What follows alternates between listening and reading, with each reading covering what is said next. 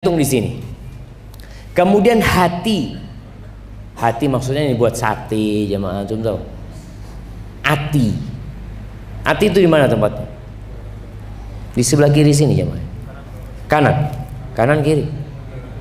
Yang kalau sakit liver itu dipegang biasanya kanan kiri. Ada yang kanan, ada yang kiri. Mana dokter? Kanan. Betul, bisa dilihat. Taib, hati yang dimaksud al-qalbu. Makanya kadangkala para ulama ketika menyebutkan al-qalbu ini disebut al-qalbu as-sanaubari. Sanaubari itu bahasa Arab untuk membedakan dengan hati yang tadi, yang dari darah tadi jamaah, yang dimakan, yang orang liver disebutnya liver. Kalau ini jantung, kalau itu liver. Disebut hati sanubari karena memang modelnya hati, bentuknya hati itu seperti buah senobar. Buah senobar itu buahnya pohon pinus atau buahnya pohon cemara. Modelnya itu kayak jantung, seperti jantung. Inilah yang kata Nabi SAW, kalau sehat semuanya sehat. Dan terbukti kalau orang kena serangan jantung, seluruh organ tubuhnya selesai sudah. Dia terkapar. Kemarin kita punya salah satu tim Syafahullah, tahu-tahu harus masuk ruang ICU. Jantungnya, tangannya sehat. Antum kalau ngelihat, masya Allah, kekar ya tubuhnya mungkin Tapi ketika jantungnya terserang, selesai. Antum kadang-kadang ngelihat ada pemain bola yang sehat, lari sana lari sini, tahu-tahu ambruk. Dilihat jantung. Raga kita itu menjadi raja untuk seluruh anggota tubuh. Begitu pula jantung yang dikenal dengan sebutan hati. Bahasa Arabnya sakit hati itu apa? Hah?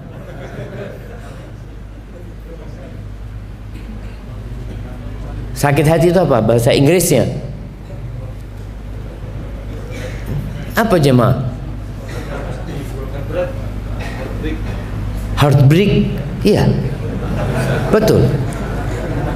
Hati rusak itu jemaah. Insya Allah. Nah, qalbun marid bahasa Arab antum. Tapi ala kulli ana ingin antum semua faham yang dimaksud dengan al-qalbu itu adalah jantung. Makanya selalu orang, kalau Nabi SAW ketika mengatakan at-taqwa hahuna, at-taqwa hahuna, at-taqwa hahuna, takwa itu di sini tempatnya. Beliau menunjukkan kepada jantung Nabi SAW. Ahibati fillah, kalau bicara kondisi jantung manusia, kalau jantung yang organ daging tadi, segumpal daging, kita bisa periksa ke dokter. Ada dokter khusus, dokter jantung. Anak pernah ke dokter jantung ngantar orang tua, itu punya alat sendiri. Alatnya kecil, nggak besar. Dia lihat, ya kurang normal, kurang apa, ketahuan. Tapi kalau jantung mati, nggak perlu dokter tentunya. Kalau ada orang sudah mati, jantungnya harus mati. Selesai urusan dia. Hari ini kita akan berbincang jantung dari isinya, yang dikenal dalam bahasa Indonesia disebut hati. Orang yang katakan penyakit hati, yang sejatinya adalah penyakit jantung. Jantung manusia atau hati manusia itu terbagi menjadi 4 hal. Antum lihat, antum masuk yang mana hati? Yang pertama, hati ajrot, bersih. Hati itu mengeluarkan cahaya, cemerlang hati itu. Hati itu bercahaya, hidup. Yang kedua, ada hati yang gelap gulita, mati sudah, nggak ada dayanya di dalam. Yang ketiga, ada hati yang terbalik. Yang keempat, ada hati yang datar. Kalau yang bercahaya itu hatinya orang yang beriman. Subhanallah, antum kumpul sama dia udah dapet tuh cahaya dia. Seneng lihat dia. Yang kedua, hati yang gelap gulita mati itu hatinya orang kafir. Yang ketiga, hati yang terbalik itu hatinya orang munafik. Kebalik jemaah. Antum kalau tahu gelas ini dibalik, ya udah. Mau diisi apa sama antum? Kalau yang hatinya orang kafir itu tertutup. Kalau yang munafik itu terbalik. Yang keempat, hati yang datar itu hati yang bercampur. Di sana ada keimanan, di situ ada kemunafikan. Di situ ada kemaksiatan yang dikerjakan. Mungkin sebagian kita hatinya bercahaya, terang. Sebagian di antara kita mungkin terbalik, dan yang terbalik ini nggak merasa terbalik. Tapi ada hati yang datar tadi, dia tahu dia berpenyakit, masih ada keimanan di diri dia. Kalau hati yang tertutup, hatinya orang kafir, antum bisa ngelihat bagaimana Rasulullah SAW berdakwah kepada Abu Jahal, berdakwah kepada pamannya, kepada orang-orang yang ada di Mekah. Kurang apa dakwah Nabi SAW? Secara personal beliau datang ke orang-orang tersebut. Ke rumahnya didatengin, ke pasar mereka didakwain. Tapi yang terjadi, mereka malah memerangi dakwah Nabi Muhammad SAW. Bahkan mereka ingin membunuh Nabi Muhammad SAW. Antum lihat hatinya kaumnya Nabi Nuh alaihissalam. Berapa tahun Nabi Nuh berdakwah? 950 tahun jemaah. Tidak ada satu cara pun yang diharapkan bisa mempengaruhi orang untuk beriman, beliau sudah melakukan. Di surat Nuh, Allah ceritakan dakwahnya Nabi Nuh alaihissalam. Wa inni kullama da'autuhum litaghfira lahum ja'alu asabi'ahum fi adhanihim wastaghshaw thiyabahum wa asarru wastakbaru istikbara thumma inni da'autuhum jihara thumma inni a'lantu lahum wa asrartu lahum israra. Semua cara udah dilakukan. Kalau aku dakwain, mereka taruh tangannya, dimasukkan ke kupingnya, sambil pakai sarung ditutupin kepalanya. Ditinggal Nabi Nuh alaihissalam. Terang-terangan udah, sembunyi-sembunyi udah, malam udah, siang udah, tapi hatinya sudah tertutup. 950 tahun. Munafik yang hatinya terbalik ada. Contohnya di masa Nabi Muhammad sallallahu alaihi wasallam. Ini antum melihat dua contoh hati, anak sama bapak beda. Abdullah bin Ubay bin Salul, hadza ra'sul munafiqin. Pentolannya orang munafik di kota Madinah itu namanya Abdullah ibn Ubay bin Salul. Anaknya namanya Abdullah, tapi yang anaknya hatinya penuh dengan cahaya. Ketika dia mendengar informasi bapaknya ini mencela Rasulullah SAW, ada omongan-omongan yang gak enak tentang Nabi Muhammad SAW, dan dia juga dapat informasi bahwa Nabi SAW ingin membunuh Abdullah bin Ubay bin Salul. Datang putranya, ya Rasulullah, aku dengar engkau hendak membunuh bapakku. Kalau benar Nabi Muhammad SAW, jangan suruh orang lain yang membunuh bapakku, aku yang akan lakukan. Ini anaknya, aku yang akan lakukan wahai Rasul SAW. Nanti kalau engkau suruh orang lain, aku takut ketika melihat orang yang membunuh bapakku, aku nggak tahan, sehingga aku balas dendam. Akhirnya aku membunuh orang mukmin karena membunuh orang kafir, dan aku akan masuk neraka. Rasulullah. Seperti apa hatinya orang ini jemaah? Antum lihat hatinya Bilal bin Rabah, disiksa, dipukulin, dia hanya mengatakan ahadun ahad. Antum lihat hatinya istrinya Fir'aun. Ini perbedaan hati, yang satu mati tertutup, yang satunya beriman. Allah mengatakan, wa daraballahu mathalan lilladzina amanu imra'ata fir'aun idh qalat rabbi ibni li 'indaka baitan fil jannah. Itu bagaimana Allah memberikan percontohan tentang hati yang hidup istrinya Fir'aun. Istrinya Fir'aun, suaminya mengaku Tuhan. Bayangkan, dia berdoa mengatakan, ya Allah, bangunkan buat aku di sisimu rumah di surga. Disiksa sama Fir'aun, hatinya siap meninggalkan segala kenikmatan dunia ini. Hidup di istana Fir'aun, apa saja yang diinginkan bisa dia dapatkan, tapi dia tinggalkan semuanya.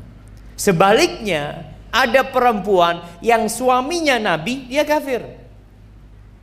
Istrinya Nabi Nuh alaihissalam, istrinya Nabi Lut. Allahu Akbar jemaah. Maka kalau kita bicara hati yang mati atau hati yang berpenyakit ini, Masya Allah, kita perlu menjaga hati kita, menghidupkannya. Yang mungkin sudah sakit-sakitan hatinya, ini mau mati nih hati. Kalau dibiarkan bisa mati hati tersebut. Apa tanda-tanda hati yang mati atau sakit mau mati?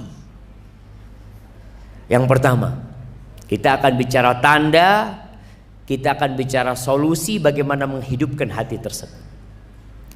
Yang pertama, tandanya itu dia menjauh dari mengingat Allah Azza wa Jalla. Jiwanya tidak berpikiran akhirat. Allah ketika menyebutkan orang yang beriman itu, innamal mu'minuna alladzina idza dzukirallahu wajilat qulubuhum. Orang-orang beriman, yang itu mengaku beriman, buktikan. Kalau disebutkan nama Allah, hatinya bergetar takut. Apabila dibacakan ayat-ayat Allah, zadathum imana, tambah keimanannya. Apakah kita udah seperti itu hati kita? Kadang-kadang katakan, mas, haram ini mas.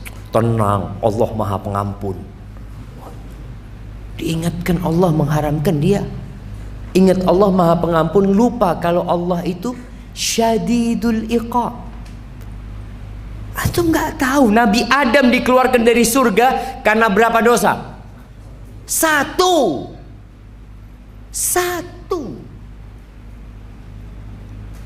Maka nih orang, kalau orang yang hatinya mati nggak ingat Allah. Allah menyebutkan di surat Al-Anfal tadi yang Anda bacakan, ayat 2, innamal mu'minuna alladzina idza dzukirallah wajilat qulub. Hatinya bergetar. Kemudian Nabi kita Muhammad sallallahu alaihi wasallam dalam hadis yang diriwayatkan Imam Bukhari dan Muslim mengatakan, mathalul ladzi yadhkuru rabbahu wal ladzi la yadhkuru rabbahu kamathalil hayy wal mayyit.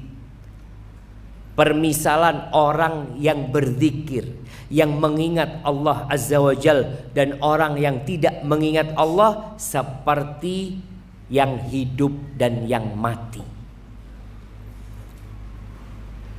Mengingat Allah jamaah bukan hanya di lisan.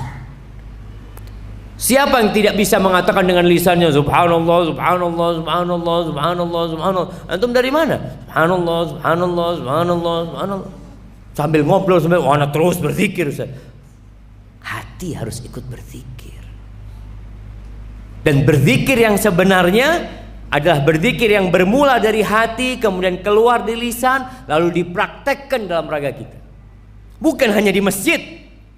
Silahkan berzikir di masjid. Selesai sholat, Allah suruh berzikir, mengingat Allah Azza wa Jalla. Tapi jangan zikirnya hanya sampai pintu masjid. Zikir itu artinya mengingat Allah. Pakai sandal naik motor lupa sama Allah SWT. Makanya Allah katakan di surat Jum'ah, selesai sholat Jumat apa kata Allah? Fa idza qudiyatis shalah fantashiru fil ard wabtaghu min fadlillah wadhkurullah katsiran la'allakum tuflihun. Kalau selesai sholat, silahkan kalian bertebaran di muka bumi ini. Yang punya toko silahkan buka tokonya, yang jual jasa silahkan jual jasanya. Apa, silahkan berjalan di muka bumi ini, bertebaran di muka bumi ini, cari rizki dari Allah Subhanahu wa taala. Tapi ada satu hal kata Allah, ingat Allah yang banyak. Ketika bekerja, kalau hatinya hidup, dia nggak akan nipu orang mukmin.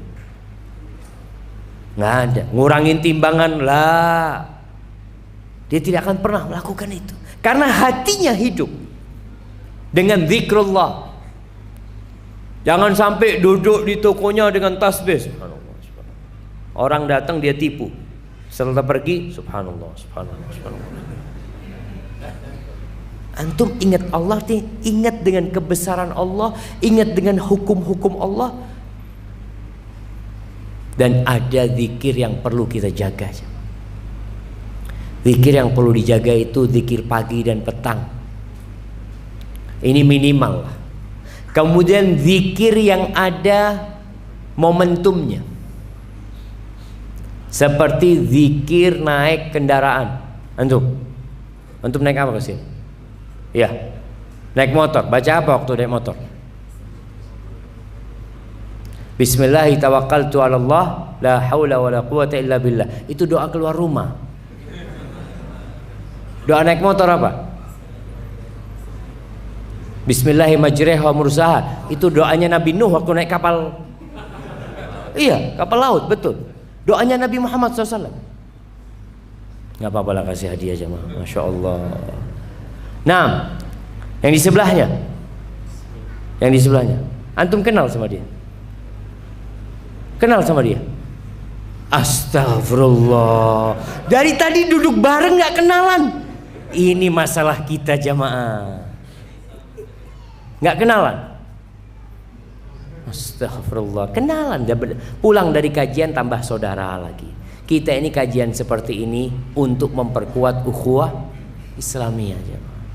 Jadi paling tidak antum nungguin ustadz ngobrol dari mana, ahlan wa sahlan, apa yang bisa dibantu, kalau mungkin pulang satu jalan, masya Allah. Taib, apa doa naik kendaraan?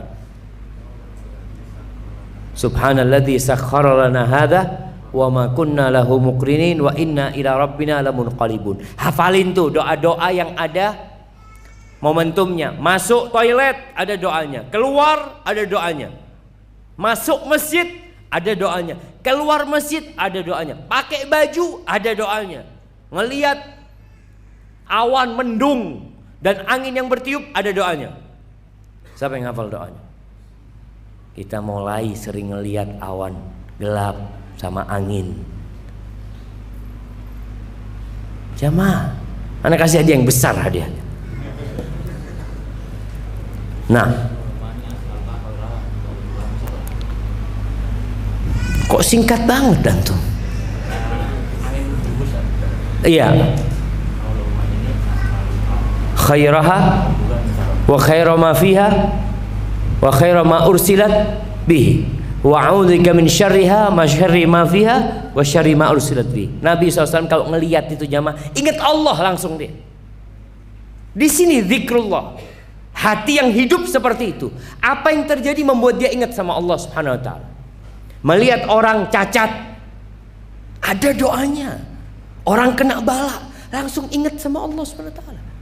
Bagaimana Rasulullah SAW ketika ditanya sama Aisyah, ya Rasulullah, aku heran sama engkau. Kalau ada awan gelap, ada angin, orang-orang itu seneng karena berharap turun hujan, tapi engkau kok gelisah, keluar masuk, keluar masuk.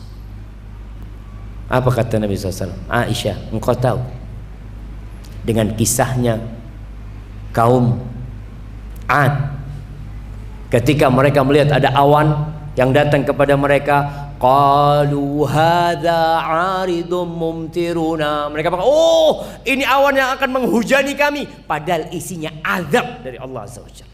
Dan kita telah melihat di negeri kita bagaimana air hujan itu membuat tenggelam sebagian pemukiman masyarakat, hilang kampung mereka, jembatan-jembatan putus. Apa yang bisa antum lakukan? Ingat Allah.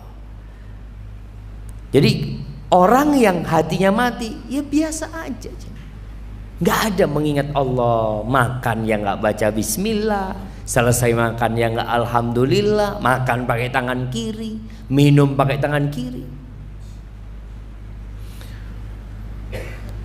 Yang kedua, hati yang mati ini hati yang nggak merespon peringatan-peringatan Allah Azza wa Jalla. Kasih nasihat sama Allah. Nasihat itu bentuknya macam-macam. Dikasih musibah sama Allah, itu nasihat dari Allah SWT. Atau ada yang menyampaikan kajian, dikasih nasihat malah dia menolak. Yang kata Nabi SAW, al-kibru batarul haqqi wa ghamtun nas. Yang namanya sombong itu menolak kebenaran dan meremehkan orang. Jadi kalau antum susah menerima nasihat, berarti hati antum bermasalah. Berulang-ulang Ustadz menyampaikan, dikasih musibah tetap nggak balik sama Allah SWT. Makanya Rasul SAW mengatakan, idza ra'aitallah yu'til abda ala ma'asihi ma yuhibbu. Kalau engkau melihat Allah memberikan nikmat, memberikan rizki, memberikan karunia kepada seorang hamba, jabatannya diangkat, kerjaannya lancar, rizkinya semakin Masya Allah, dalam kondisi dia melakukan kemaksiatan, fa'lam annahu istidraj. Ketahuilah bahwasanya dia sedang diistidraj, sedang diluluh sama Allah. Lalu Nabi SAW membaca firman Allah, falamma nasu ma dzukiru bihi fatahna alaihim abwaba kulli syai hatta idza farihu bima utu akhadnahum baghtah fa idza hum mublisun. Tuh, ketika orang-orang itu nasu ma dzukiru bihi, lupa dengan peringatan-peringatan yang diberikan kepada mereka. Ada orang yang dikasih sakit kembali kepada Allah. Ada orang yang bangkrut langsung di soft pertama.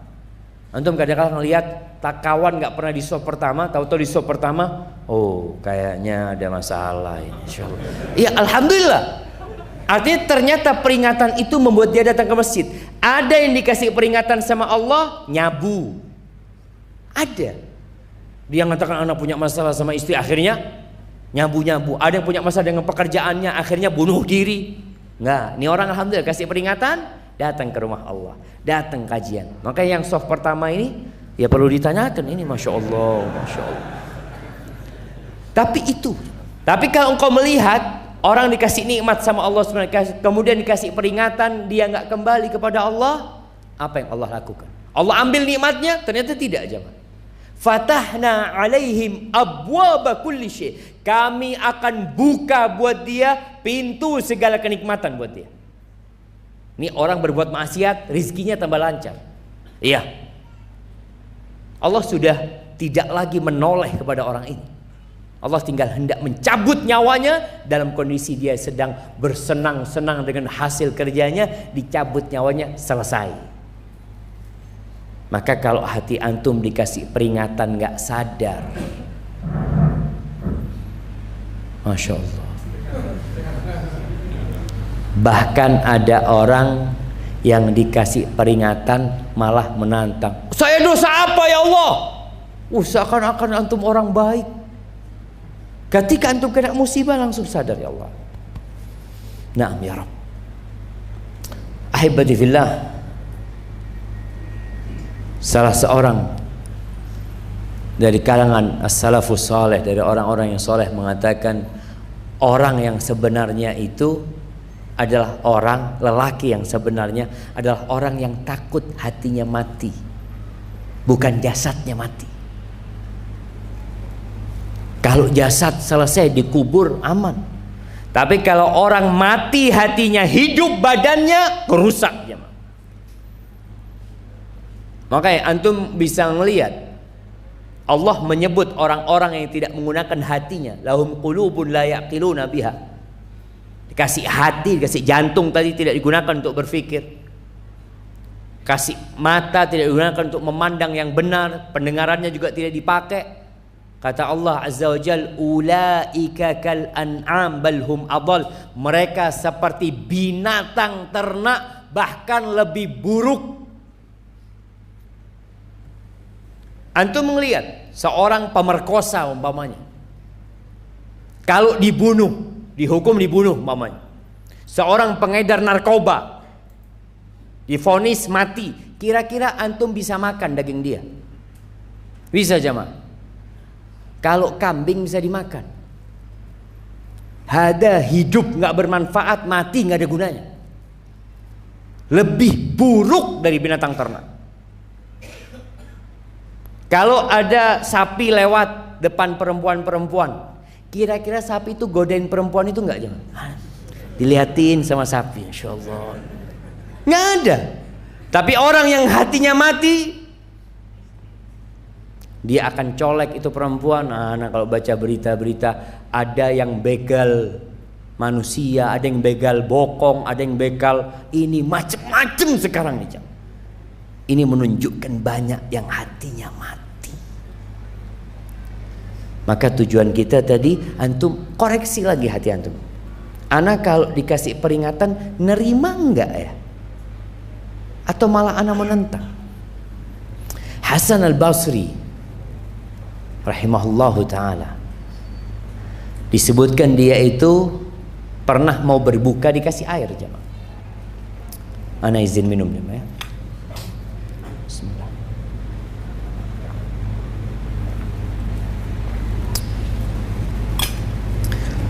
Ketika dia hendak minum, udah deket nih, dia nangis.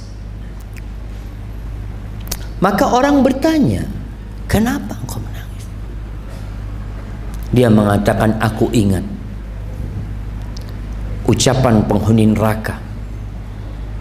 Ketika penghuni neraka itu mengatakan, minta kepada penghuni surga, an afidu alaina minal ma. Mereka minta tolong kasih kami air, nggak minta macam-macam penghuni neraka. Au mimma razaqakumullah, atau apa saja yang bisa dimakan. Lalu dikatakan kepada mereka, innallaha harramahuma 'alal kafirin. Allah mengharamkan keduanya buat orang-orang kafir. Jadi orang ketika minum air pun mengingat, itu hati yang hidup jemaah. Momentum-momentum yang terjadi membuat antum jadi sadar bahwa kita diciptakan untuk mengabdi kepada Allah Azza wa Jalla. Al-Imam Ibnu Qayyim rahimahullahu ta'ala memberikan nasihat untuk mengetes kondisi hati kita. Dia mengatakan, utrub qalbaka fi thalathati mawatin. Engkau cari hatimu di 3 tempat. Yang pertama, siapa yang tahu 3 tempat ini jemaah? Mana kasih hadiah? Ini masjid namanya Ihya'ul Qulub. Nah, sholat, membaca Quran, puasa, apa?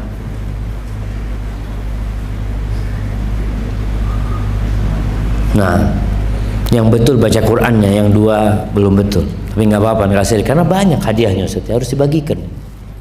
Taib yang pertama, inda sama'il Quran, ketika mendengarkan Quran, gimana hatimu?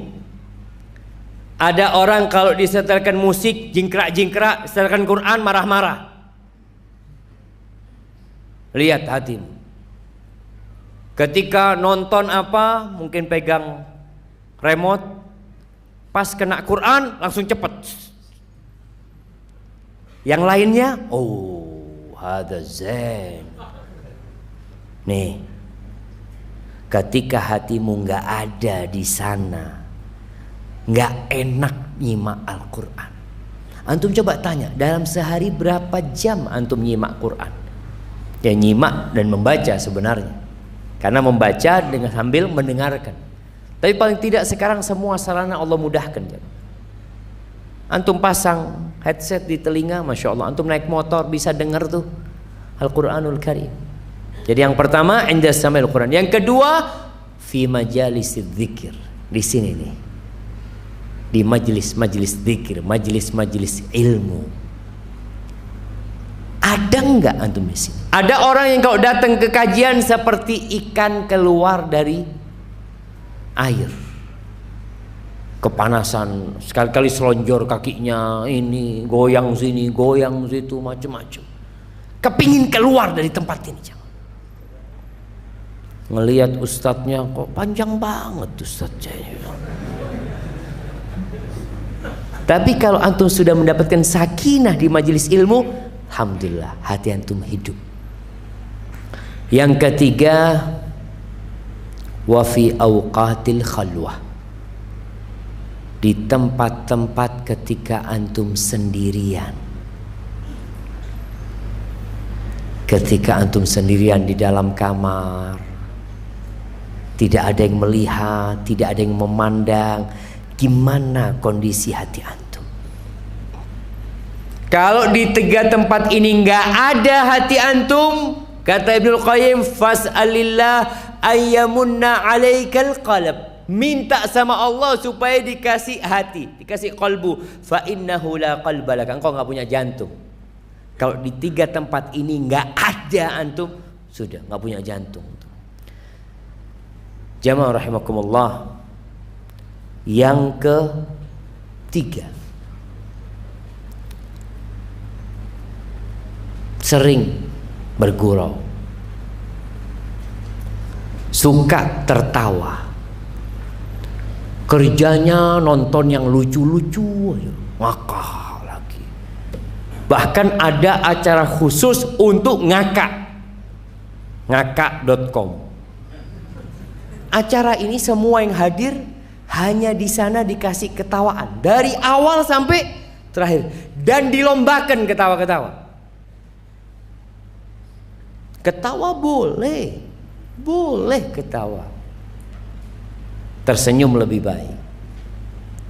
Kata Nabi SAW dalam hadis riwayat Imam Tirmidzi, beliau mengatakan, wala tukthirid dhahik fa inna kathratad dhahik tumitul qalb. Kata Nabi SAW, engkau jangan banyak-banyak tertawa. Kebanyakan tertawa itu mematikan hati, kata Nabi SAW. Itu pesan Nabi SAW.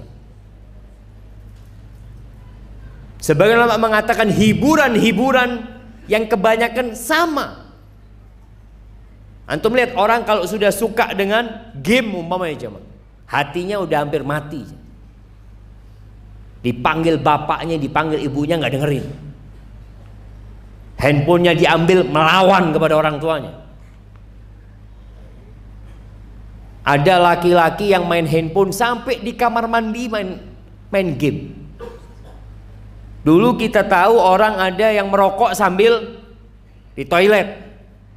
Sekarang main game di toilet. Na'udzubillah.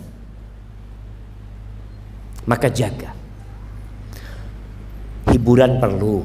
Kadangkala kita bosan jamaah, capek. Nabi SAW kadangkala juga keluar kota Madinah, berangkat ke lembah-lembah, ke bukit-bukit, istirahat sama para sahabatnya. Umar bin Khattab radhiyallahu anhu juga melakukan itu. Itu hal yang wajar. Kalau kita lihat antum di Malang capek, anak mau kepingin ke Batu lah Ustaz, fadhol. Tapi kalau kebanyakan, maka akan mematikan hati. Kemudian yang keempat, mirip dengan yang ketiga sebenarnya. Ini bersandar kepada kelezatan-kelezatan dunia. Baik itu bentuknya makanan, minuman, pakaian. Ada orang yang kerjanya kuliner. Kalau ditanya makanan paling enak di Malang ini mana? Oh, masya Allah, rawon di sini ada 7 warung paling enak. Antum kerjanya, oh iya, ana keliling terus sana. Nanti setelah rawon habis, ana cari warung soto. Habis soto, apalagi semuanya kerjanya cuma makan. Makanya Allah sebutkan orang-orang kafir itu, innalladzina kafaru yatamatta'un wa ya'kulun kama ta'kulul an'am. Tuh orang-orang kafir, mereka bersenang-senang, mereka makan seperti makannya binatang ternak. Jadi ketika dapat duit yang ada dalam benaknya makan. Kalau enggak itu berangkat ke sana, berangkat ke sana. Ahibbati fillah, Muhammad bin Wasi, seorang tabi'in rahimahullahu taala. Subhanallah, antum enggak tahu Muhammad bin Wasi. Dalam satu peperangan, komandannya itu tanya, "Aina Muhammad bin Wasi?" Mana Muhammad bin Wasi? Dicari sama anggotanya ini. Balik lagi, ada di sebelah sana. Dia pegang tombaknya, mulutnya komat kamit sambil menunjuk ke langit, minta sama Allah SWT. Apa kata dia? Jari telunjuknya Muhammad bin Wasi itu lebih aku cintai daripada 1000 pemuda yang kuat dengan pedang-pedang yang kuat. Ini Muhammad bin Wasi. Apa pesannya Muhammad bin Wasi? Dia mengatakan arbaun yumitnal qalba. Ada 4 hal yang mematikan hati, mematikan jantung tuh. Yang pertama, adzambu ala dzambi, dosa yang terus-terusan. Karena kata Nabi SAW, orang kalau berbuat dosa itu nukita fi qalbihi nukta sauda. Di jantungnya, di hatinya itu ada nokta hitamnya kalau berbuat dosa. Kalau dia bertobat, bersih kembali. Dia kembali berbuat dosa, ada nokta hitam. Berbuat dosa lagi, nokta hitam lagi. Sampai akhirnya mati ini hati. Karena semuanya sudah tertutup noda-noda. Maka disebutkan oleh Muhammad bin Wasi, dosa yang bertumpuk-tumpuk. Jangan nunggu tobat, insya Allah Ustaz, anak kan masih muda Ustaz. Nantilah umur-umur 60 anak sudah mulai mau tobat. Kadang-kala antum melihat orang-orang yang memakmurkan masjid itu memang kebanyakan tua-tua. Sudah pensiun, sudah apa, duduk di masjid. Ketika muda di mana antum? Pada hari kiamat ada pertanyaan khusus untuk masa muda antum. Makanya anak muda yang punya kecondongan kepada dosa segera kembali kepada Allah SWT. Yang kedua yang mematikan hati, wa kathratu musahabatin nisa wa hadithihinna. Banyak ngobrol sama perempuan, duduk sama mereka, atau obrolan tentang perempuan. Ada grup yang ngomongin perempuan terus. Itu mematikan hati. Jadi ngobrol sama istri, ngobrol sama anak-anak. Tapi kerjanya bukan cuma ngobrol terus, bawa kajian anak. Yang ketiga, wa mulahatul ahmaq taqulu laka wa yaqulu lak. Yang mematikan hati yang ketiga, berdebat dengan orang ahmak. Ahmak ini apa terjemahan bahasa Indonesia jemaah? Ahmak ini goblok juga. Ada jahil, jahil itu bodoh. Ahmak ini di atasnya, memang betul, goblok itu lebih bodoh. Anda nggak tahu sih, antum kalau debat sama orang ahmak, tuh bahasa Arabnya ahmak, yang terjadi debat kusir. Antum kalau melayani dia, yang bodoh siapa? Antum. Akhirnya hati antum jadi keras. Allahu Akbar fulan. Antum udah tahu. Kalau ketemu orang kayak gitu, apa kata Allah Subhanahu wa taala? Wa ibadur rahmanil ladzina yamshuna 'alal ardi hauna wa idza khatabahumul jahilun qalu salama. Kalau ngobrol sama mereka sudah ya jazakallahu khair, barakallahu fik, ma'assalamah, assalamualaikum. Belum selesai tuh. Jazakallahu khair sudah. Antum yang benar sudah. Tapi kalau antum debat sama dia keras hatinya sampai mati. Kemudian yang keempat, wa mujalasatul mauta. Suka kumpul sama orang-orang mati. Ini yang bingung jemaah. Masa kita kumpul sama orang mati? Dan maka dia ditanya, wa ma mujalasatul mauta. Apa maksudnya kumpul sama orang mati? Mujalasatu kulli ghaniyin mutrafin wa sultanin jair. Antum suka kumpul sama orang-orang kaya yang hidupnya berfoya-foya, yang nggak ingat sama Allah Subhanahu wa taala, dan kumpul sama pemimpin yang zalim, mati hati antum. Makanya nasihat Nabi Muhammad SAW, suruh cari sohib orang miskin. Cari orang miskin. Bahkan pesan Rasul SAW agar hati kita hidup. Kepada Abu Dzar radhiyallahu anhu, wa ausani bihubbil masakin waddunu minhum. Aku dikasih wasiat supaya aku cinta kepada orang-orang miskin dan dekat sama mereka. Kita kan kadang-kadang nggak suka kalau dekat sama orang miskin. Nanti sekali-kali pinjam uang. Tapi kalau orang kaya kan fulus, kita yang dapat fulus. Itu bisa bikin mati hati antum. Dan kalau antum kumpul sama orang-orang berduit saja, yang hidupnya bermewah-mewahan, yang gak ingat sama Allah, obrolannya tidak akan keluar dari mobil, jam, motor, apalagi perempuan. Pas lama-kelamaan antum mati. Baik, itu wasiat siapa? Muhammad bin Wasi'. Siapa nyebutkan tanpa melihat? Anda kasih hadiah. Nah, berdiri antum, biar kelihatan enggak ngelihat antum.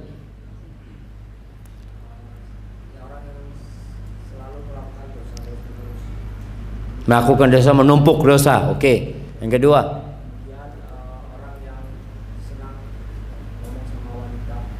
ngobrol sama perempuan ya. Yang ketiga, suka debat kusir atau debat dengan orang yang atasnya bodoh. yang atasnya bodoh. Apa atasnya bodoh itu? Ahmak, masya Allah. Yang keempat, itu berkumpul sama orang mati atau orang yang suka berfoya-foya ataupun orang yang masya Allah, barakallahu fikum. Kirim ke belakang jamaah. Baik, yang kelima, tinggal 2 lagi jamaah. Terus kita masuk ke sesi tanya jawab. Yang kelima ini cinta popularitas, ingin tampil, plus riya, ingin dipuji orang. Ini mematikan hati, nggak ikhlas akhirnya orang itu. Kita harus memerangi keinginan itu. Itu sudah menjadi nafsu manusia, ingin dipuji, ingin disanjung, ingin tampil. Allah Azza wa Jalla mengatakan, wa ma umiru illa liya'budullah mukhlisina lahuddina hunafa. Tuh perintah Allah agar kita beribadah ikhlas, minta sama Allah saja. Antum ingin dipuji, bangun malam pakai baju yang bagus. Ya Allah, aku mau salat ya Allah. Silahkan minta pujian sama Allah SWT. Tapi sama manusia, apa gunanya? Kalau antum dipuji sama seluruh penduduk di Malang ini, apa antum bisa masuk surga kemudian? Berapa banyak orang-orang yang dipuji yang memiliki follower, jutaan followernya. Apakah kemudian itu membuat hatinya hidup, bisa jadi tambah mati? Rasul SAW dalam hadis riwayat Muslim menyebutkan tentang 3 orang yang menjadi koreknya api neraka. Yang pertama disebutkan alimun wa qari'ul Quran, orang yang alim, orang yang pinter agama, pandai membaca Al-Quranul Karim. Dia didatangkan pada hari kiamat, di sidang.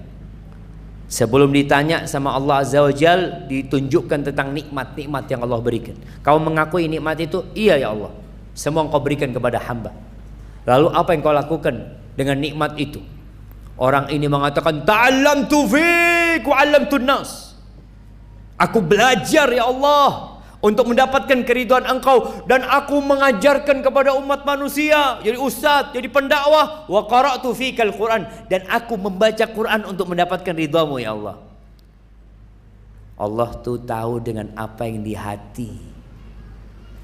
Maka Allah mengatakan, kadzabta, bohong engkau, dusta. Innama ta'allamta liyuqala alim. Engkau selama ini belajar supaya disebut orang yang alim. Wa qara'tal Qur'an liyuqala qari, dan engkau membaca Quran supaya disebut fulan al-qari, suaranya enak, Masya Allah. Wa qad qil, dan yang engkau dapat, yang engkau inginkan sudah engkau dapatkan di dunia. Maka kemudian orang ini diseret ke dalam api neraka, na'udzubillah min dzalik. Mati sudah hati, gara-gara cinta popularitas, riya. Yang kedua, syahid, orang yang mati di medan perang. Benar, perangnya benar, perang yang benaran. Karena kita lihat ada kelompok-kelompok yang mengatasnamakan jihad, tapi bukan jihad. Ini mati di medan perang, mati syahid. Dibangkitkan pada hari kiamat, di sidang ditanya, apa yang kau lakukan dengan nikmat-nikmat yang aku berikan? Orang ini mengatakan, qataltu fika hatta stushhidtu. Aku berjuang membela agamu sampai aku mati. Kata Allah, kadzabta, bohong. Innama qatalta liyuqala jari. Selama ini engkau berperang, berjihad hanya untuk mendapatkan sebutan pemberani, pahlawan, pembela kebenaran, jagoan. Hanya itu yang engkau inginkan, dan engkau sudah mendapatkan itu di dunia. Engkau sudah disebut pahlawan, disebut jagoan, dan hari ini engkau nggak dapat apa-apa. Mati hatinya. Yang ketiga, jawad, orang kaya raya yang dermawan. Anda kalau baca hadis ini, subhanallah, tentang kekayaan orang ini, Allah berikan nikmat yang disiramkan kepada dia, jemaah. Lalu Allah bertanya kepada dia, madza amilta biha? Apa yang kau lakukan dengan nikmat-nikmat itu? Dia menjawab, ma min sabil, ya Allah, nggak ada satupun jalan. Nggak ada satupun jalan yang engkau ingin harta itu diinfakkan di sana, kecuali aku sudah berinfak di sana. Lak, untukmu ya Allah.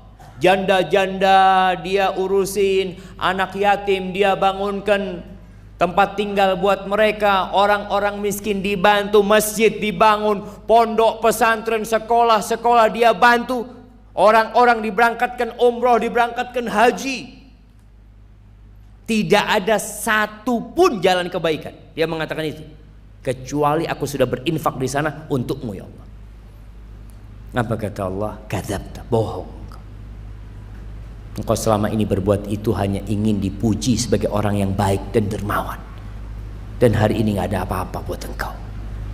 Maka diseret dan dilemparkan ke dalam api neraka. Maka jaga hati kita, ikhlaskan lillahi ta'ala. Untuk menghidupkan hati ini, antum perlu punya amalan tersembunyi. Antum harus punya sodakoh yang nggak ada orang tahu.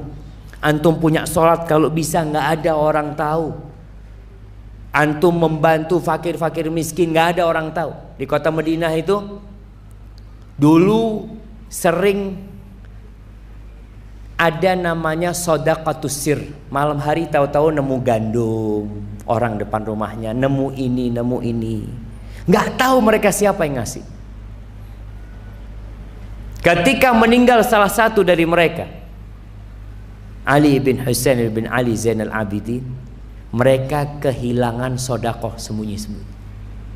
Mereka tahu, oh ternyata fulan yang biasa ngasih. Sampai mati tuh orang nggak tahu siapa yang ngasih.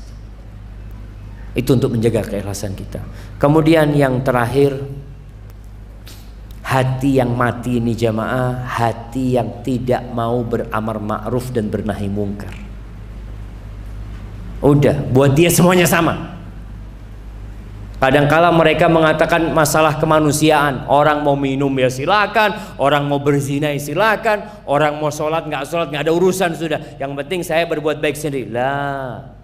Makanya kata Abdullah bin Mas'ud ketika ditanya, man mayyitul ahya, siapa orang hidup yang mati? Alladzi la ya'rifu ma'rufan wa la yunkiru munkaran. Orang itu tidak mengajak kepada kebaikan dan orang itu tidak mencegah kemungkaran. Temannya di kantor nggak sholat, nggak pernah diajak sholat. Temannya di kerjaan nggak pernah puasa Ramadan, malah makan, antum biarin. Dan ini berbahaya jemaah. Ketika antum membiarkan kemungkaran terjadi, lama kelamaan hati antum akan terbiasa dengan kemungkaran itu dan antum tidak lagi mengingkarinya. Hadza wallahu a'lam bishawab. Itu yang bisa saya sampaikan pada kesempatan kali ini. Mungkin kita masuk ke sesi tanya jawab. Barakallahu fikum.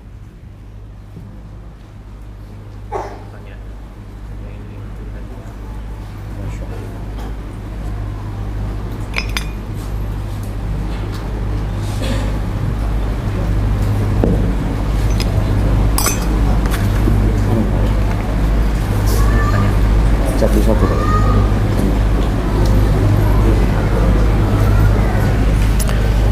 Bagaimana cara menghidupkan hati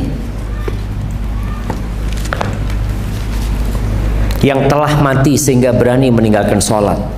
Subhanallah jemaah. Kadang-kala kematian hati ini bertahap. Dari sakit tadi. Karena dia beriman sebenarnya. Tapi lama-kelamaan cahayanya itu redup kemudian mati. Lihat penyebabnya apa? Kadangkala ada yang penyebabnya adalah sohib, kawan. Ada seorang yang Masya Allah, dia cerita, anak ini Ustaz sudah hijrah 6 tahun Ustaz, Alhamdulillah Ustaz. Tapi terakhir-terakhir anak kerja itu sering keluar kota Ustaz, bersama kawan-kawan. Nginep di hotel biasanya. Itu kawan-kawan terus terang Ustaz, mereka berzina semua. Bawa perempuan. Ana Alhamdulillah bertahan Ustaz. Tapi lama kelamaan ana jadi seperti mereka. Hati-hati dengan kawan. Antum awalnya sholat, kumpul sama orang tidak sholat. Mungkin awalnya antum tetap ke masjid, ya afwan anak ke masjid dulu ya. Yang lainnya nggak sholat, ya fadl. Kita toleransi ya. Anak nggak sholat, antum sholat fadl sudah. Lama kelamaan antum jadi seperti mereka. Maka kalau antum sudah berani meninggalkan sholat seperti ini, sepertinya penyebabnya adalah tadi dosa yang bertumpuk-tumpuk yang dibiarkan, kemudian kawan-kawan yang buruk yang mengajak antum. Tadi wasiat Muhammad bin Wasi, cari teman duduk yang tepat. Antum cari orang-orang soleh. Allah mengatakan kepada Nabi Muhammad SAW, wasbir nafsaka ma'al ladzina yad'una rabbahum bil ghadati wal 'ashyi yuriduna wajha wa la ta'du 'ainaka 'anhum turidu zinatal hayatid dunya. Engkau tetap sabar tuh, kumpul sama orang-orang yang miskin yang nggak punya tapi kerjanya ibadah, terus kumpul sama mereka. Jangan sampai engkau tinggalkan mereka melihat kepada perhiasan-perhiasan dunia ini. Jangan sampai. Maka mungkin seperti itu.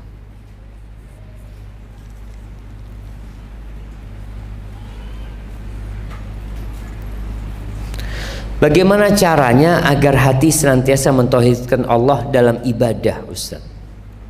Karena jika hanya meyakini rububiyatullah, sungguh kaum musyrikin Arab sangat kuat keyakinannya. Namun justru mereka menjadi musuh-musuh Allah Subhanahu wa ta'ala. Iya jemaah. Mentauhidkan Allah itu bukan hanya mengakui Allah sebagai pencipta. Kalau dikatakan antum percaya enggak Allah pencipta langit dan bumi? Ya percayalah. Tapi kenapa antum minta kepada selain Allah? Makanya Allah katakan kepada Nabi SAW tentang kondisi kaumnya, wala in sa'altahum man khalaqas samawati wal ard la yaqulunna Allah. Kalau engkau tanyakan kepada mereka siapa pencipta langit dan bumi, tanya sama Abu Jahal. Siapa pencipta langit dan bumi? Tanya sama Abu Lahab, siapa pencipta langit dan bumi? Jawaban mereka apa? Allata, Uzza, Hubal, la. Mereka tahu itu patung-patung mereka yang bikin. Maka jawaban mereka adalah Allah Azza wa Jalla. Tapi mereka menyekutukan Allah dalam peribadatan. Maka keyakinan seorang bahwa Allah pencipta itu tidak cukup untuk memasukkan dia kepada Islam. Dia harus mengatakan la ilaha illallah. Dia mengatakan tiada ilah, tiada Tuhan yang berhak disembah. Nggak ada. Ini nafi namanya. Tidak ada Tuhan yang berhak disembah dengan benar. Tidak ada. Illallah, kecuali Allah Azza wa Jalla. Karena di muka bumi ini banyak sesembahan-sesembahan. Banyak Tuhan-Tuhan yang disembah.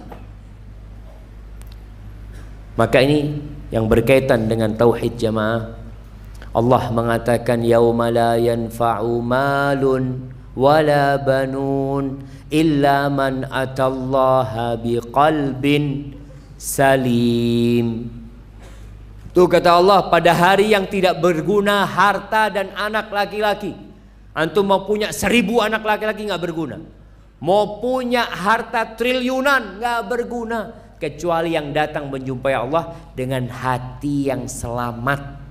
Selamat dari segala penyakit. Salah satu penyakit hati yang mematikan adalah kesyirikan dan kekufuran serta kemunafikan. Hadza wallahu a'lam bissawab.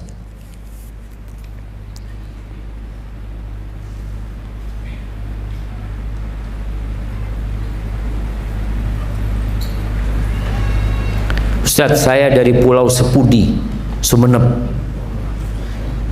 Istri saya hamil 8 bulan. Setelah di USG insya Allah bayi laki-laki. Mohon doa dan saran dari Ustadz untuk anak saya tersebut. Sebenarnya saya punya nama, yaitu nama seperti Ustadz. Jangan. Antum bayar royaltinya nggak kuat. Antum kalau mau kasih nama para nabi. Kita ini anak sampaikan di awal. Kita ini orang-orang yang sedang berusaha baik. Dan sekali lagi Anda bisa menyampaikan kajian ini karena Allah menutupin dosa-dosa. Maka kalau antum ingin kasih nama para nabi yang jelas-jelas manusia-manusia pilihan Allah Azza wa Jalla.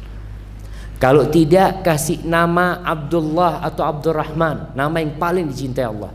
Kalau tidak, kasih nama sahabat-sahabat nabi yang mereka dijamin masuk surga. Supaya anak itu termotivasi. Wallahi jemaah, kita nggak tahu gimana kematian kita nanti. Makanya kata Abdullah bin Mas'ud radhiyallahu anhu, man kana mustannan falyastanna biman qad mat. Barang siapa yang ingin mencari contoh, mencari idola, hendaklah dia mencontoh orang yang sudah mati.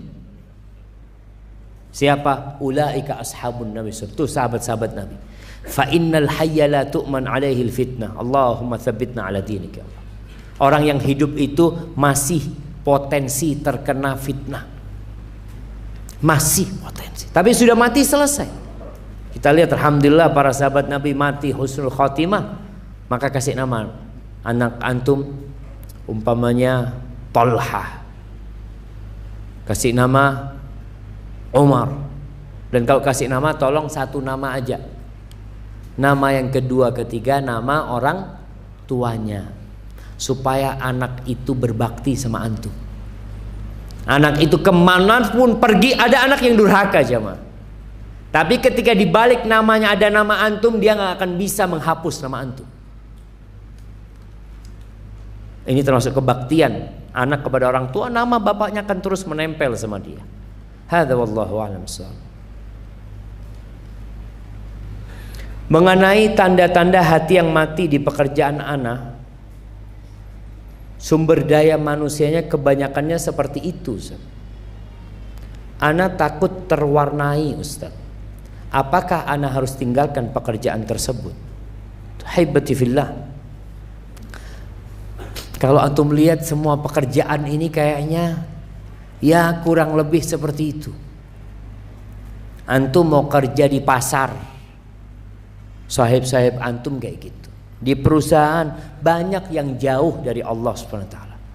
Terus apakah antum keluar? Jangan. Antum harus kuatkan keimanan, niat untuk mewarnai mereka. Mewarnai mereka. Bukan mengganti, bukan merubah jamaah. Artinya antum kerja di perusahaan air umpamanya.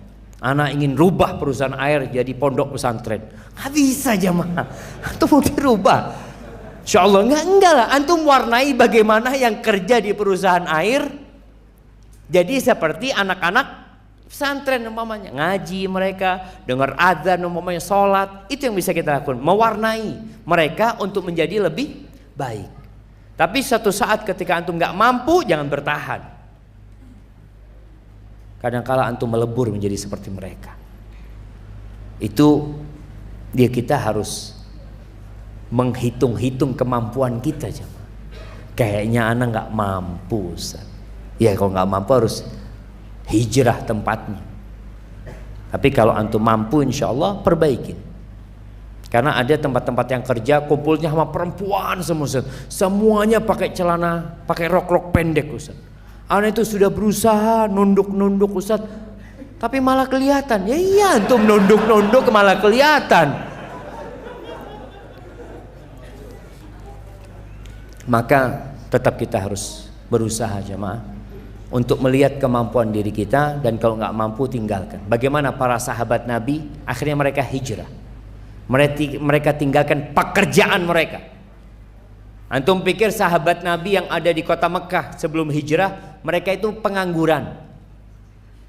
Mereka hijrah ke kota Madinah untuk mendapatkan penghidupan yang lebih baik. Lah, mereka sudah punya pekerjaan yang udah nyaman. Mereka meninggalkan zona aman menuju ke zona yang penuh dengan perjuangan, tapi untuk mengamankan keimanan. Barakallahu fikum. Nah, Ustaz, apakah merokok dapat mematikan hati? Iya, akan sudah ditulis ya mah, rokok itu membunuhmu. Antum udah lihat belum? Orang masa nggak sadar-sadar jemaah. Pakai bahasa apa lagi jemaah? Kalau nggak salah ada fatwa yang udah keluar. Vape udah keluar tuh fatwanya. Siapa yang ngeluarkan? Oh dia, masya Allah, alhamdulillah. Tinggal rokok kayaknya jemaah. Apa bedanya rokok sama vape? Vape ini pabriknya di luar negeri, Ustaz. Kalau rokok Indonesia masalahnya, Ustaz. Jadi berat, Ustaz. Jadi mungkin sebagian orang dari dulu sudah tahu bahaya rokok.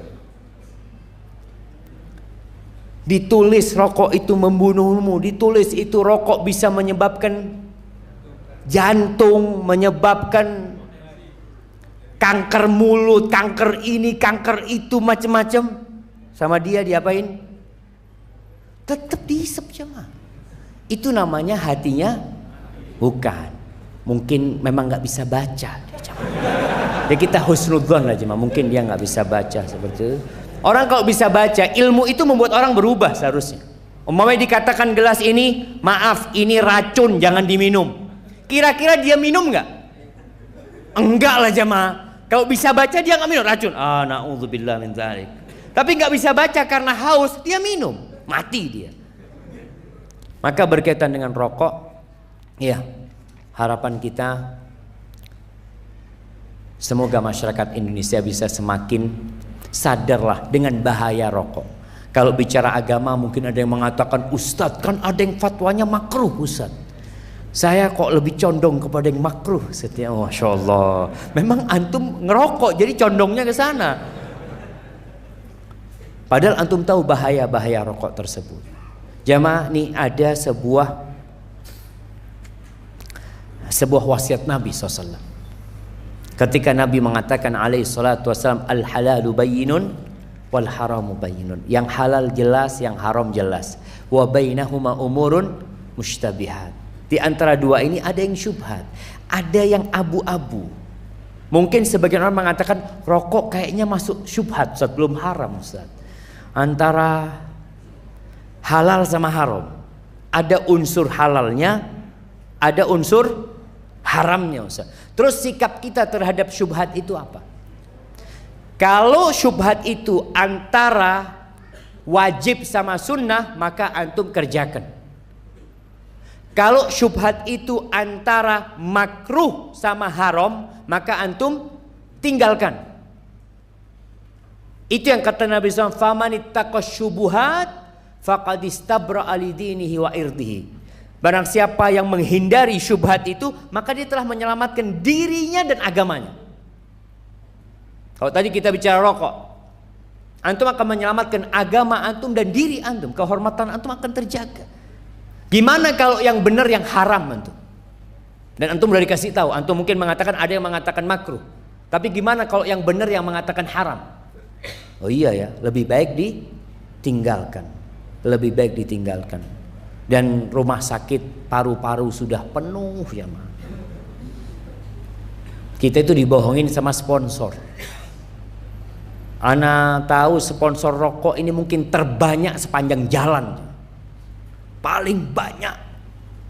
Bahkan sponsornya kata teman, bikin sponsor rokok itu paling mahal Ustaz. Yang pakai Videotron itu ya mah, yang bisa naik mobil nanti terbang, loncat ini itu, bisa berantem kuat. Mana? Antum lihat perokok itu batuk-batuk sakit. Kok katakan oh ngerokok akhirnya bisa six pack? Ana sejak merokok jadi six pack. Iyalah sakit antum. Barakallahu fikum.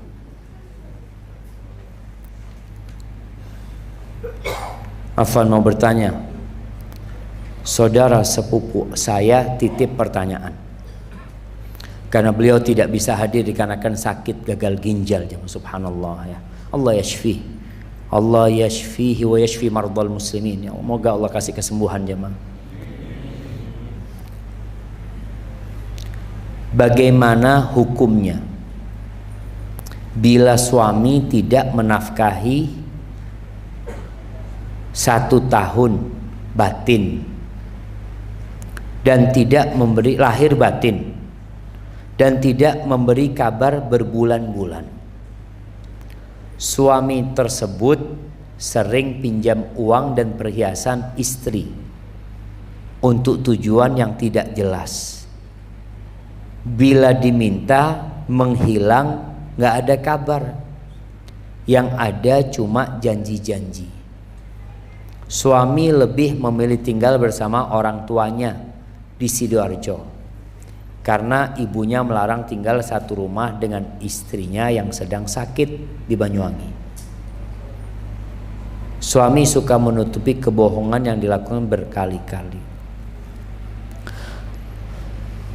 Ya apa ini jemaah? Apa yang harus dilakukan istri dalam rumah tangga? Rasul sallallahu alaihi wasallam mengajarkan kepada kita untuk melihat kepada kelebihan, bukan kepada kekurangan. Tapi kalau sudah keterlaluan, beda. Mama dikatakan ini sudah 1 tahun tidak memberikan nafkah lahir batin. Istri berhak menuntut. Kalau tadi mungkin istrinya sakit, suaminya tidak bisa atau istrinya sudah tidak bisa melayani suaminya, sang suami boleh nikah lagi, silahkan. Tapi jangan menelantarkan istrinya. Seorang suami yang tanggung jawab, kalau dia tidak mampu memberikan nafkah kepada istrinya, dia ceraikan istrinya. Mohon maaf, ana kondisinya seperti ini, apakah anti mau menerima? Kalau kiranya enggak, ya sudah, ana akan ceraikan supaya ana nggak tanggung jawab lebih besar lagi. Itu suami yang gentle seperti itu. Jangan kemudian dikatakan nggak ada kabar, ngambil duitnya istri, pinjam ini itu, akhirnya dia memanfaatkan istrinya. Maka tugas istri, ana rasa perlu adanya mediasi. Coba kirim utusan dari pihak keluarga istri dan utusan dari pihak keluarga suami, ngobrol. Ini mau dilanjutkan atau gimana? Karena yang dilakukan suami sudah sesuatu yang nggak boleh sebenarnya jemaah. Karena nafkah itu termasuk kewajiban.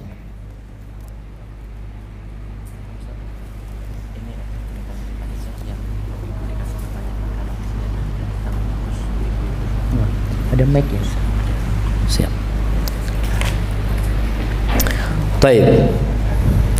Satu pertanyaan lagi jamaah sebelum kita kasih pertanyaan buat emak-emak. Emak-emak katanya nggak dapat hadiah di sana jamaah. Makanya di masa Rasul SAW itu emak-emak punya kajian khusus. Mereka ngomong, ya Rasulullah, kita tuh nggak bisa ngaji sama engkau karena laki-laki semua. Lalu Nabi SAW mengkhususkan waktu tuh perempuan-perempuan kumpul di rumahnya seorang sahabat, Nabi datang ngajar mereka di sana, sehingga bisa lebih nyaman mereka belajar. Terdapat hadis yang mengatakan mintalah fatwa kepada hatimu, karena kebaikan adalah yang membuat tenang jiwa dan hatimu. Dan tersebut, apakah semua orang bisa melakukan ini? Sedangkan tidak semua orang hatinya bersih. Subhanallah. Naam, sahih. Jadi ketika datang seorang sahabat bertanya tentang kebaikan, maka Nabi SAW mengatakan albirru husnul khuluq.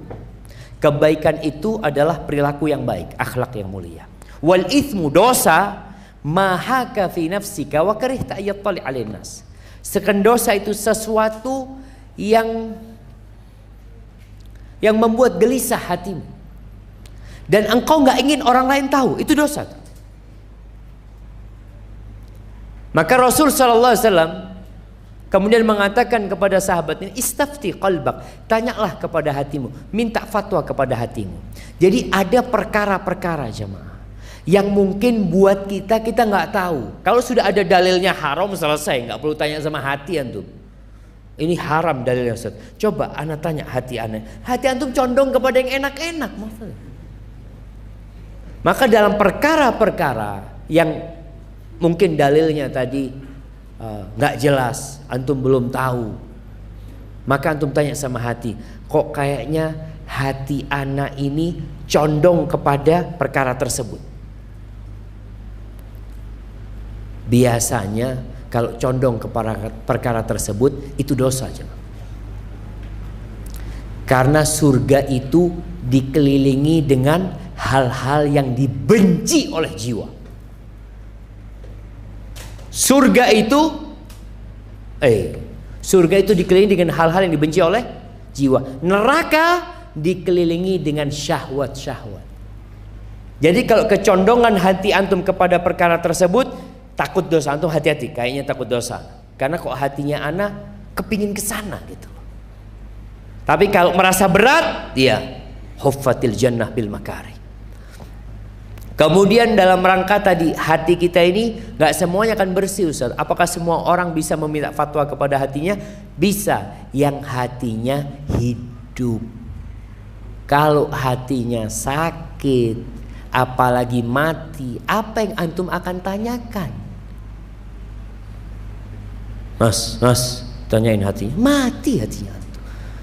Yang katanya Abdullah bin Mas'ud, dia sudah nggak bisa membedakan mana yang baik dan mana yang buruk. Buat dia semua agama sama. Ada yang sampai tingkatan seperti itu. Apa ini bisa hatinya jadi tempat fatwa? Nggak bisa. Kemudian di antara faktor yang mendukung fatwa hati dalam bergaul dengan manusia, Nabi SAW berpesan, yang ingin masuk surga, yang ingin dijauhkan dari api neraka, falyati ilan nas kama yuhibbu an ya'ti ilaihim. Hendaklah dia menggauli manusia seperti dia menggauli dirinya sendiri. Gimana sih maunya engkau? Kalau dicubit sakit, jangan nyubit orang. Kalau ditipu loro hati, jangan nipu orang. Itu untuk menguatkan hati kita ketika meminta fatwa jemaah. Ada orang bertanya, Ustaz, boleh nggak Ustaz? Ana jual mobil Ustaz. Mobil ini ada rusaknya Ustaz. Tapi ana nggak ngomong. Ana cuma ngomong sama dia, fadhol dicoba. Silahkan dicoba. Padahal ana tahu ada rusaknya. Cuma ana berdoa, semoga nggak ketahuan rusaknya. Semoga nggak ketahuan. Antum tanyakan kepada hati antum. Mau nggak antum diseperti itu kan? Nggak mau Ustaz. Jangan melakukan itu. Jangan melakukan itu. Ini salah satu cara menjadikan hati tempat untuk meminta fatwa. Baik jamaah, ada pertanyaan nih. Masya Allah. Mic-nya sudah dipegang ibu-ibu? Yang jawab bapak-bapak sudah, kasihkan ke ibu-ibu sana. Ya. Pertanyaannya, sebutkan 4 macam hati.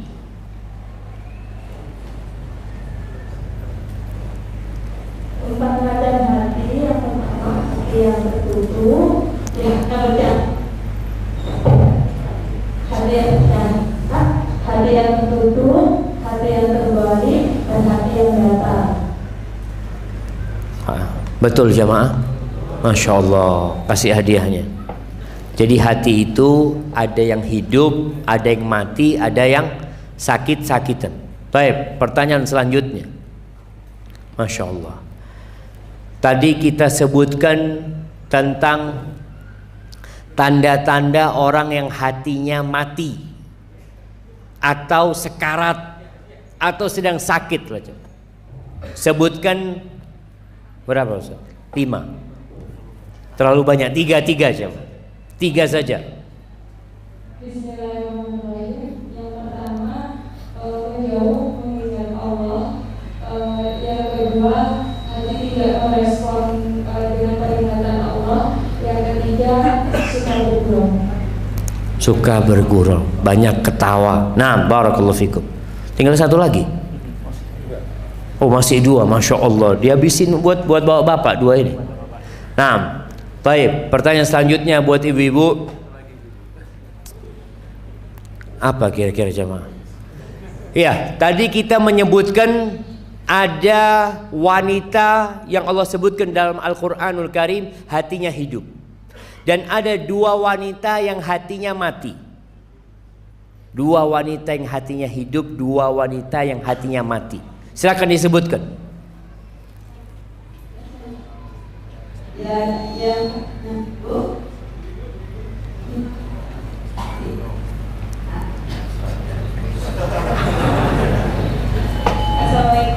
Waalaikumsalam warahmatullahi. Waalaikumsalam.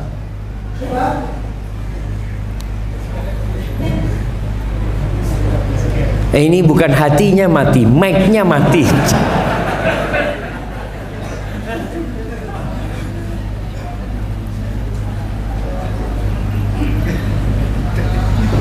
Nah, silakan. Untuk wanita yang hatinya hidup, terletak Ibu Aisyah. Siapa namanya? Ibu Asia, istrinya Fir'aun. Masya Allah, Ibu Asia, Masya Allah, ibu-ibu.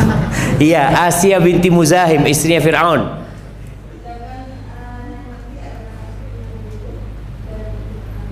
Istrinya Nabi Lut sama istrinya Nabi Nuh. Dan wanita yang hidup juga Maryam binti Imran. Nah, fadl hadiahnya. Barakallahu fikum. Baik jamaah, ana tambah 1 pertanyaan lagi, kemudian kita tanya kepada antum. Udah habis pertanyaannya.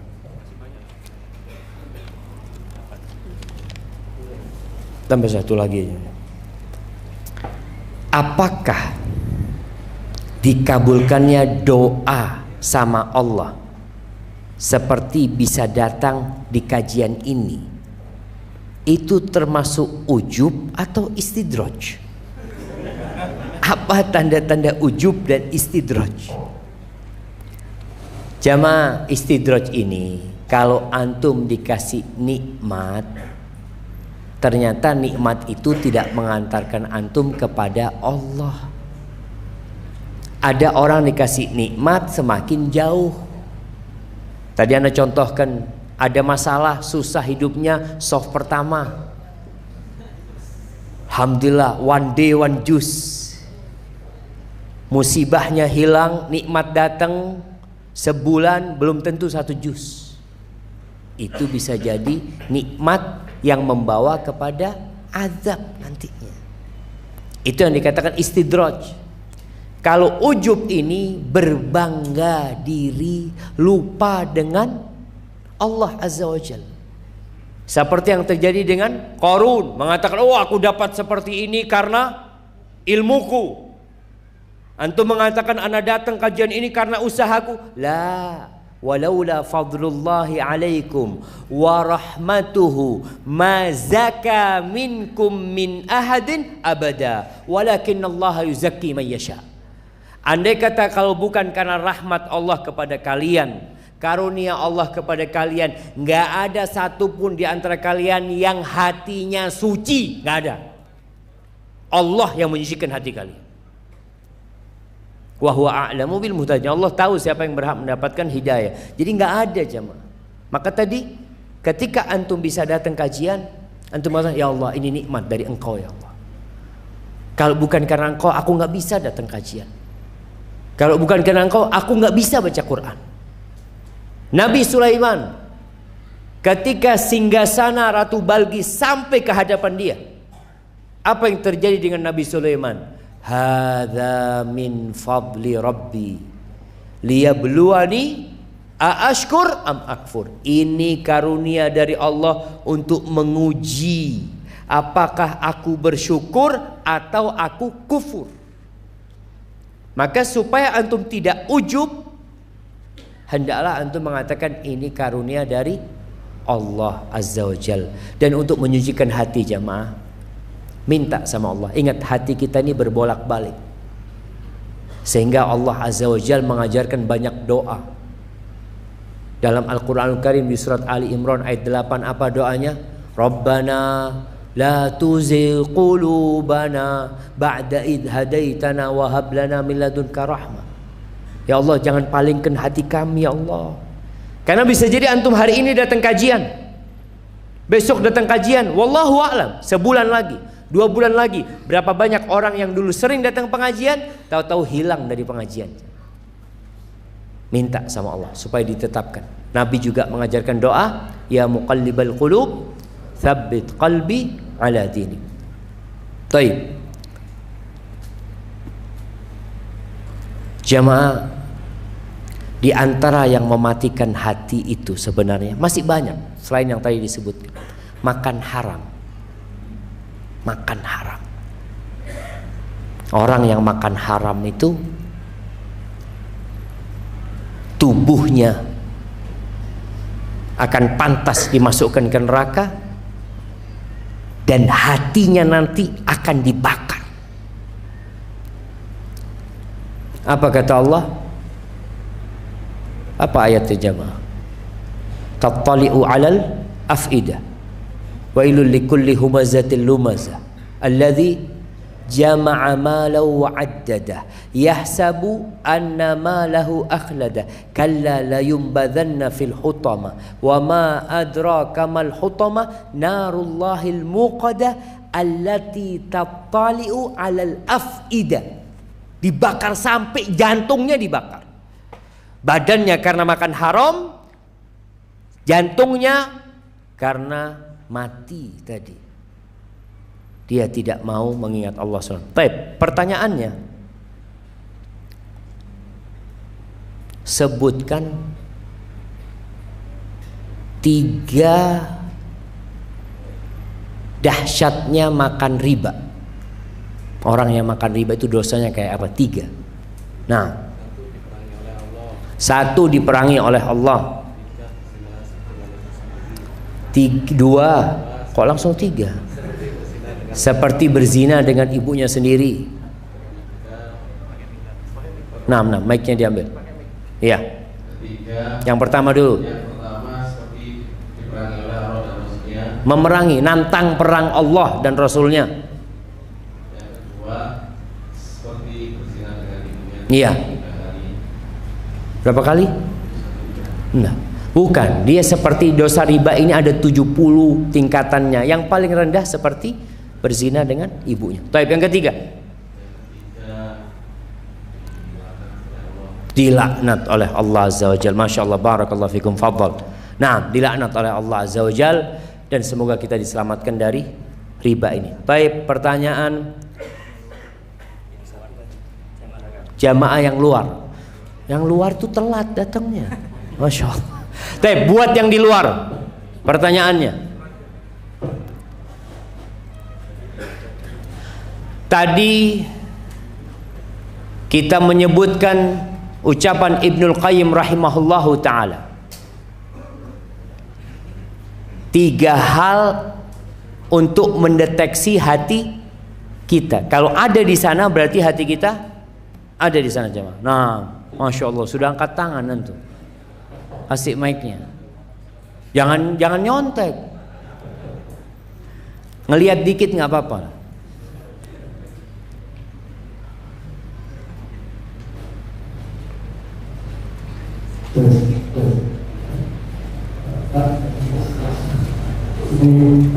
Untuk menasehati kalian Al-Quran, dia mendengar Quran, kemudian di majelis ilmu, yang ketiga di tempat di mana kita sendirian. Masya Allah, Masya Allah. Hati antum ada nggak di 3 itu? Masya Allah. Fadal jemaah. Barakallahu fikum. Kayaknya jemaah ana ini sudah nggak kuat jemaah. Ya. Ana rasa ana cukupkan di sini, kan tadi sampai 2 jam teler nanti ustadznya jemaah. Karena ada kajian lagi bentar lagi. Ana mohon maaf, itu yang bisa ana sampaikan. Apabila benar itu dari Allah Azza wa Jal, kalau ada yang salah dari diri ana pribadi, Allah dan Rasulnya terbebaskan dari kesalahan itu. Allahumma qsim lana min khasyatika ma tahulu bihi bainana wa baina ma'asik, wa min ta'atika ma tuballighuna bihi jannatak, wa minal yaqini ma tuhawwinu bihi alaina masa'ibad dunya, wa matti'na bi asma'ina wa absarina wa quwwatina ma ahyaytana waj'alhu al-waritha minna wa la taj'al musibatana fi dinina wa la taj'al ad-dunya akbara hammina wa la mablagha ilmina wa la tusallit alaina man la yarhamuna. Wa sallallahu ala nabiyyina Muhammadin wa ala alihi wa sahbihi wasallam. Assalamualaikum warahmatullahi wabarakatuh.